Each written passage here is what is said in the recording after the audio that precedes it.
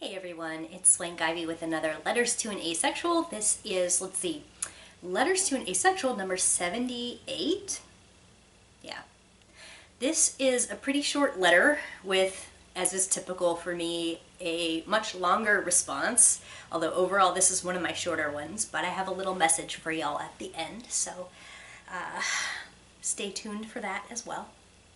I got this comment on a YouTube video a while back, and it is regarding more complaining about so-called SJWs, people who for some reason find it frustrating and annoying if people care about social justice. And granted, a lot of people who are using the word SJW in a negative sense are talking a bit about a particular type of person that they think is overreacting and I guess making issues out of nothing.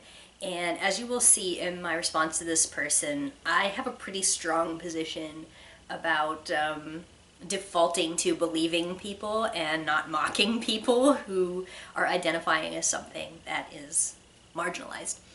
So here's the commentary that someone left, and as you'll see, they seemed to be trying to bond with me or assuming that I was going to agree with them that we're not those kind of people. We're not that kind of SJW. Anyway, this person wrote this. Has the authoritarian Tumblr social justice warrior crowd, notorious for self-diagnosing various emotional/mental illnesses and creating sexual orientations out of thin air, all for the sake of creating an image or self-aggrandizement, found their way into the asexual community? I certainly hope not. Although I've heard asexuals use terms that SJWs seem to relish, heteronormative. You're all, well, the ones I've seen online, still grounded in reality. The same can't be said of SJWs. Here's my response. Snotting at SJWs has always struck me as counterproductive. It doesn't really seem necessary to mock self-diagnosis because you think everyone should have the money/time/means to go through months and possibly years of professional therapy to get that all-important diagnosis. And what's the big deal? Someone needs paperwork before they can post something in their blog title, even if it might not be true? I don't think I've ever understood why this gets under anyone's skin. Why some people get so enraged by people's supposed attempt to be special.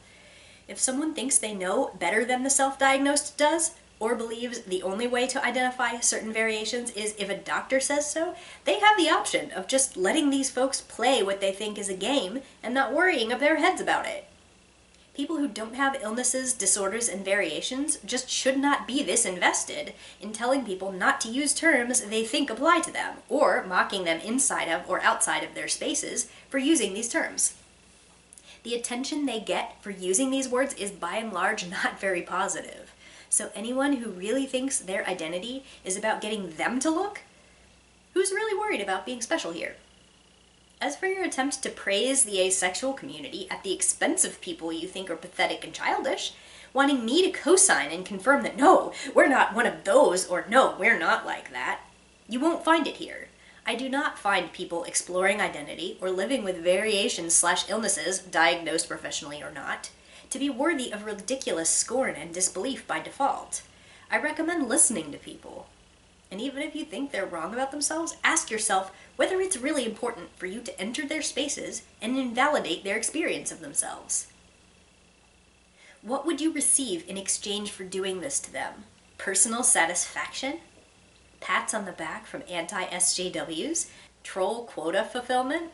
Seriously, if you really think what they're doing is that pathetic, just don't look at it and avoid engaging. Because if the labels they play with when they're figuring themselves out or role-playing or whatever really don't represent them, they'll figure that out when they're older and stop.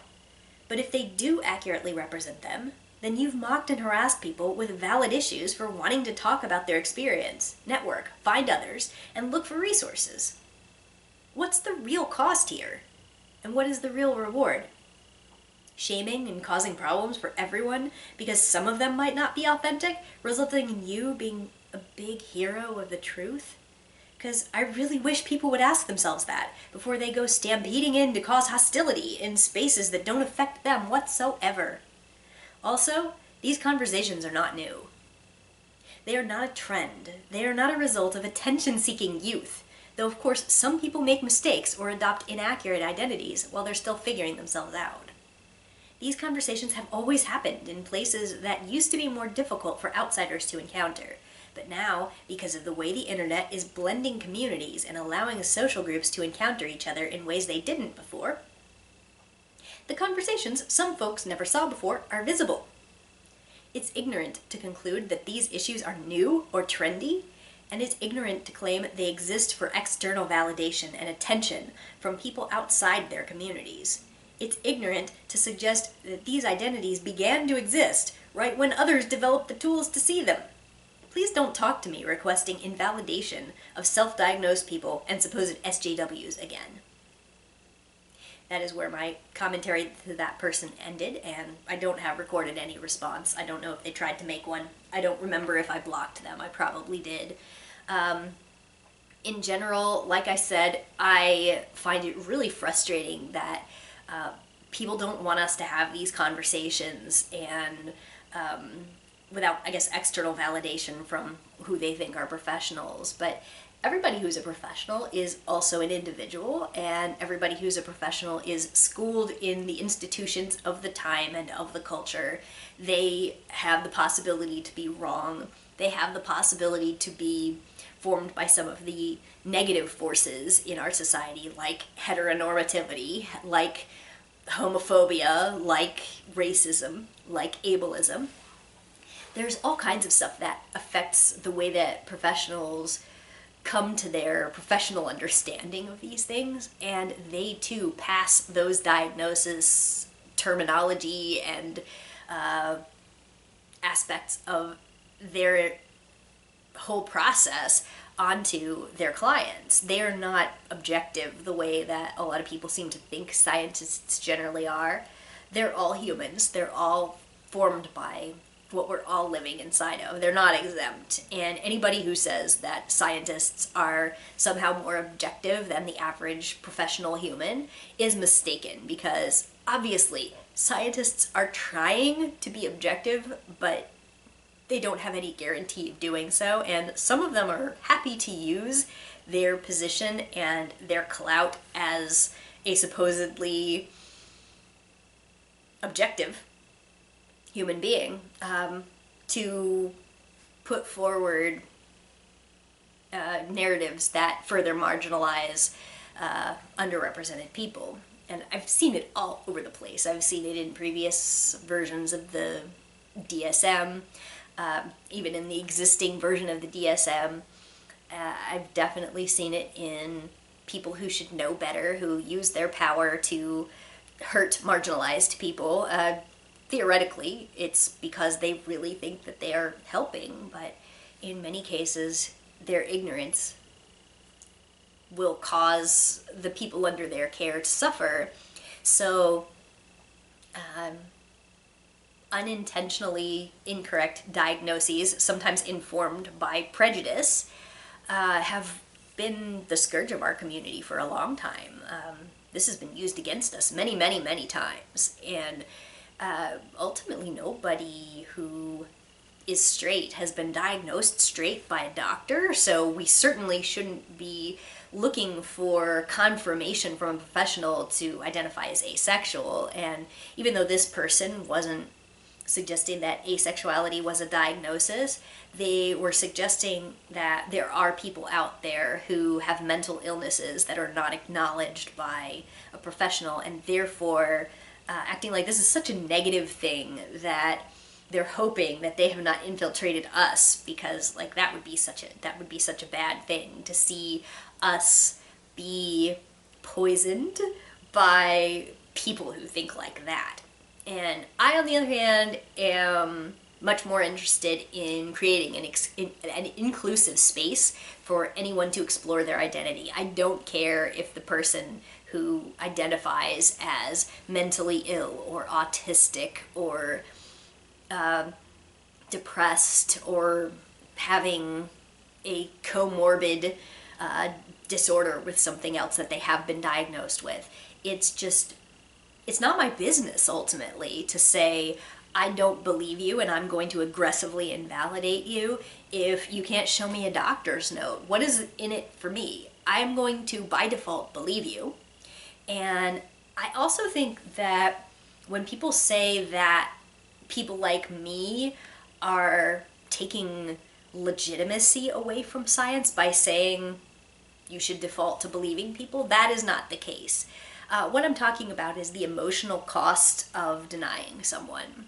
Let's take a look at, say, the way that young people, sometimes if they're younger teenagers and they're trying to come out as not being straight or not being cisgender to their parents, and the parents react by saying, you're too young to know, or this is not legitimized, I reject that this could be true for you. And even if they sort of come around later, or they're later willing to give in to the person under their care's personal assessment of themselves as being true after some time, the damage is already done. I think that the damage that will be caused by somebody having their first reaction be, no, you're not, and having a personal investment in telling the person that they're not qualified to describe their experience and that they're not qualified to talk about what their experience in the world means and what conclusions that they have come to, that does more damage than a lot of people will acknowledge. And I think it's really, really important that we do default to listening and believing. And even if you think the person is mistaken about themselves, I think it's really important to default to listening, at least in those situations, and at least allow the trust that you have with this person to continue, so that you can, if you think that that they're wrong about themselves, that you still have this established trust with them, that they will feel comfortable with you being truthful about further discussions that they might want to have and further developments in their identity.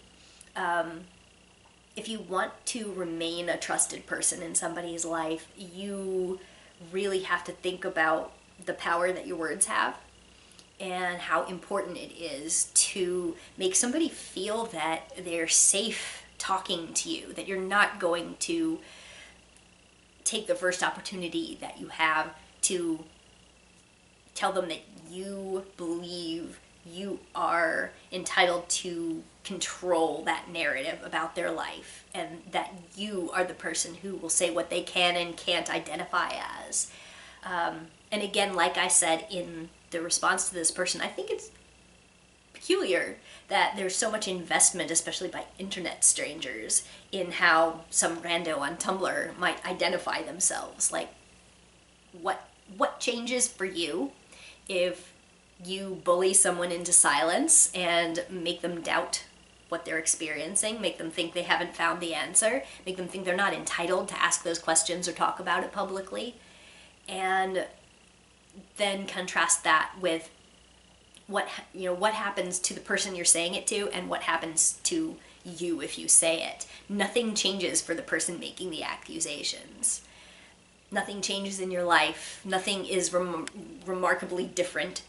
But for the person who's receiving this from anywhere from just one very intense message to repeated messages from groups of trolls, like this person seemed to believe it was appropriate to, I guess, gang up on people and make them think, like, this is very silly, this is childish, this is not valid, and we don't want real things to be mixed up with not real things, like how you think you have this mental illness or whatever else that they have decided they don't accept. So anyway, I think it is really important that people think about, why am I saying this? Why do I need to tell this person that I think they're not right about themselves? And furthermore, what are you basing that on? Especially if you don't know them. What are you even basing it on? And why do you think you have the right to tell that person that they're not, I guess, mentally aware enough of themselves to know more than you do about what it's like to be them. Anyway, that's going to wrap up that letter. What I would like to say for my ending message has nothing to do with the content of this letter.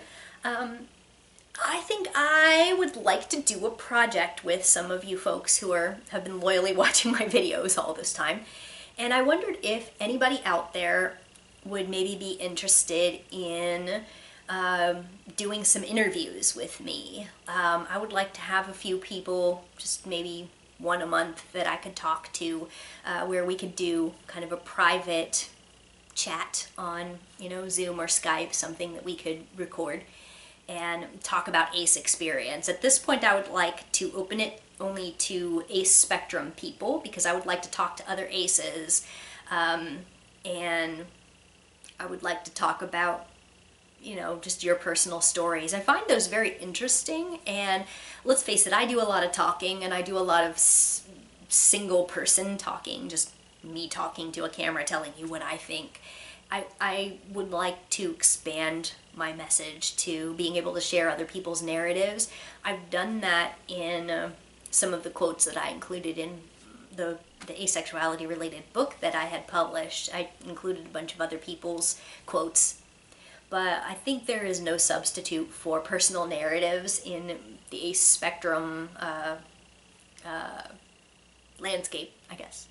So if you are not shy about being on camera and you'd like to share your story, I would like to hear from some people, and maybe we can just privately develop an idea of what you would like to have a chat about. I would kind of play the role of interviewer and ask you a few questions about your life, your discovery of asexuality, some of your experiences, and just have an opportunity to include some perspectives from outside of my worldview on my channel for some of the people who maybe subscribe to me, but not some of y'all who might have either smaller channels or don't feel like you have enough content or interest or investment in the subject to put it on your own. So send me a message or just comment here and we'll set something up, okay? Well, thanks for watching me, and I'll see you all next time.